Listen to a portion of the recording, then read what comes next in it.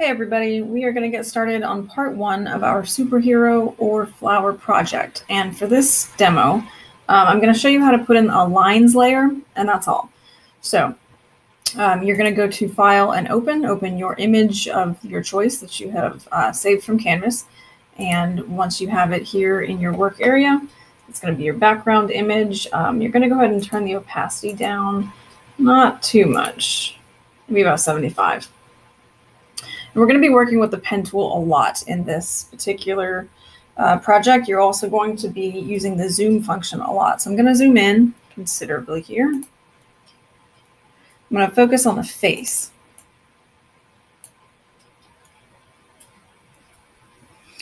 So when you go to the pen tool, you're going to have some settings up here on the top. And the common ones that we're going to, well, you've got shape and you've got path.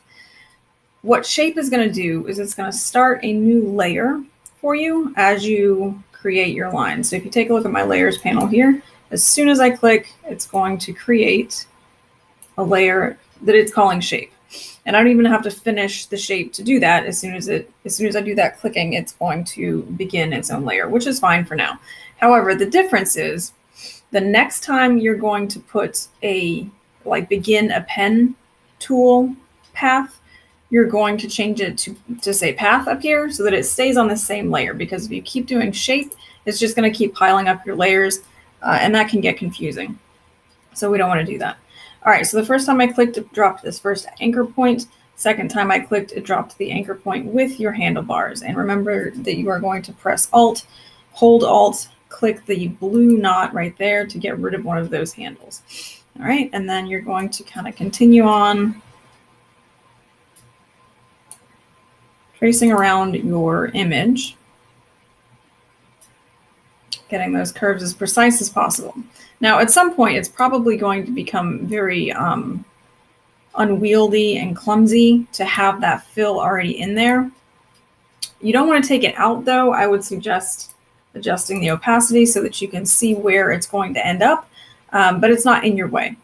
All right, so I'm going to go to just right about there at that ear spot, and then I'm going to start coming back around, because what you have to think about here is how to create lines that are actually shapes. So what I mean by that is I've just gone up the side of the neck, around the ear. I'm going to start coming backward.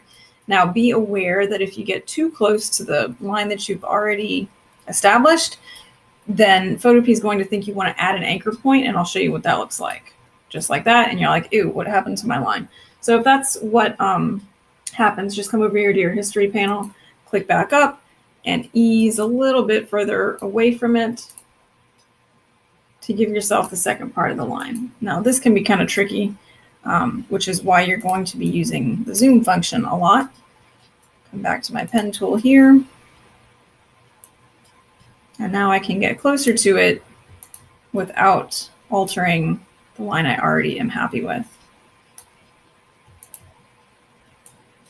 So I'm following the first contour of the outside ear that I put in, and just kind of working my way through. The curves do not have to stay exactly with each other. Like, you can have some variety in the line quality here, and that actually gives it some character.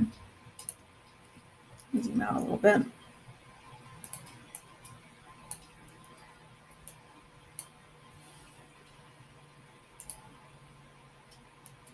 And coming down here to close the path, if I put the opacity back up to 100, then you can see how I have created a shape that functions like a line to describe the outside of the neck and ear.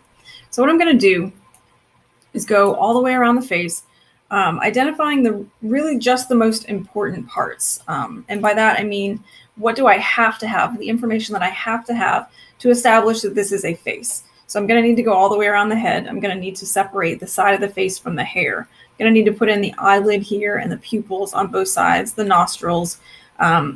For this particular image, I'm going to go ahead and create a full shape for the beard. Not every image is going to have that. So you really just have to decide what information you have to have to establish that it's a face. I would need a little bit of a line here to indicate the lips. So I'm going to go ahead and move along. But before I do, remember, I'm going to change this to path. And now the next time that I begin with my pen tool, let me go ahead and put in an eye. It will stay on this same layer.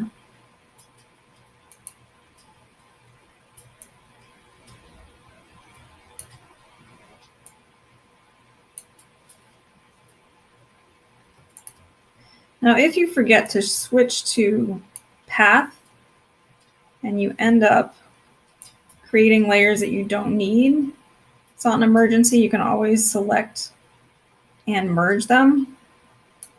I'm having a hard time seeing this, so I'm going to lower that opacity.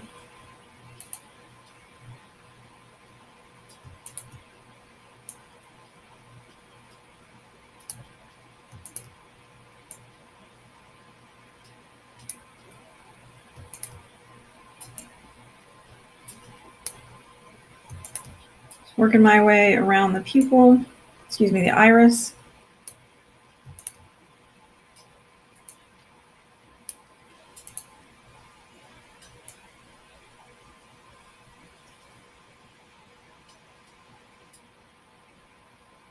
Don't forget, you will absolutely need a mouse for this function. The trackpad alone will not do it on a Chromebook.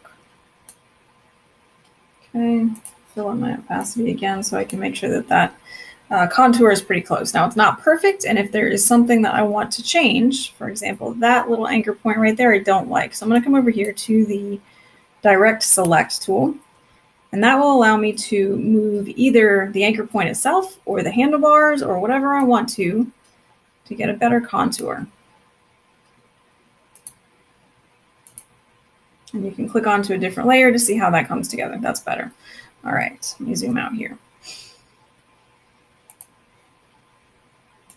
Going back to the pen tool and moving forward, continuing forward with the path so that it stays all here. You can, like I said, always merge your layers if you need to, but this is just saving you one step. So I'm going to move forward here and fast forward until I can get just kind of like a basic outline image. I will include the shoulders here, a little bit of the upper body. I do not want to put in any detail of his body. I just need to know where the shoulders and arms are, what kind of position the figure is in, if it's standing, leaning forward, twisted, etc. So that's how we're going to move forward.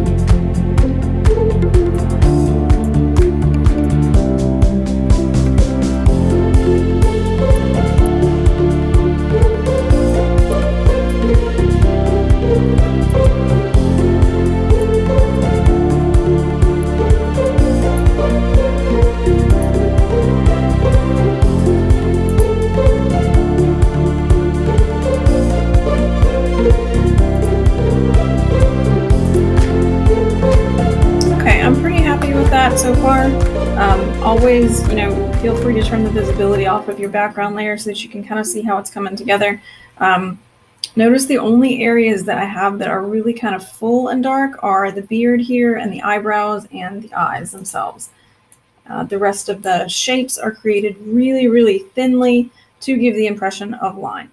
So that's where we're going to stop it for this tutorial. We'll move forward here in a little bit, but enjoy, have fun creating your line versions of either your superhero or your flower, and I look forward to seeing you.